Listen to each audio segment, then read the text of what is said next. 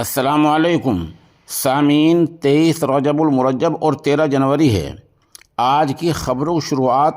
जामिया अशरफुल उलूम रशीदी गंगोह के शोबाए तजवीद के उस्ताद कारी मशकूर अहमद रशीदी कासमी की नमाज जुमा की तिलावत कलाम पाक से की जा रही है। कारी महसूफ ने यह नमाज जुमा रियासत उत्तराखंड के कस्बा मंगलोर के महल्ला पठानपुरा खोकरकोदा में वाक़े मस्जिद इब्राहिम में अदा कराया है।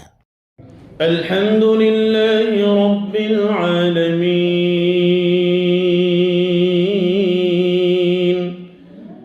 अर्रहमानिर रहीम मालिकि यौमिद्दीन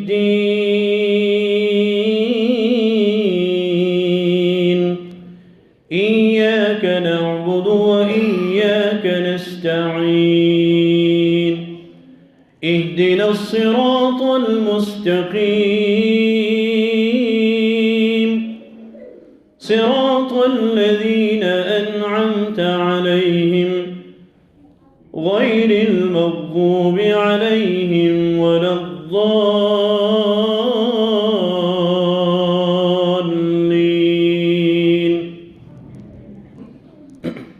سبح اسم ربك الأعلى الذي خلق فسوى والذي قدر فهدى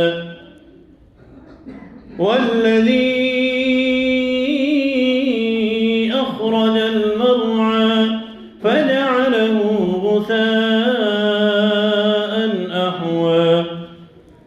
سنقرئك فلا تنسى إلا ما شاء الله إنه يعلم الجهر وما يخفى ونيسرك لليسرى فذكر إن نفعت الذكرى سيذكر من يخشى ويتجنبها الأشقى الذي يصلى النار الكبرى ثم لا يموت فيها ولا يحيا قد أفلح من تزكى وذكر اسم ربه فصلى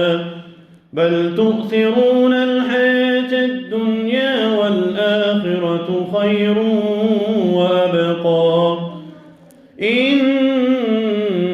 هذا لفي الصحف الأولى صحف إبراهيم وموسى. الله أكبر. الحمد لله رب العالمين الرحمن الرحيم مالك يوم الدين إياك نعبد وإياك نستعين اهدنا الصراط المستقيم صراط الذين أنعمت عليهم غير المغضوب عليهم ولا الضالين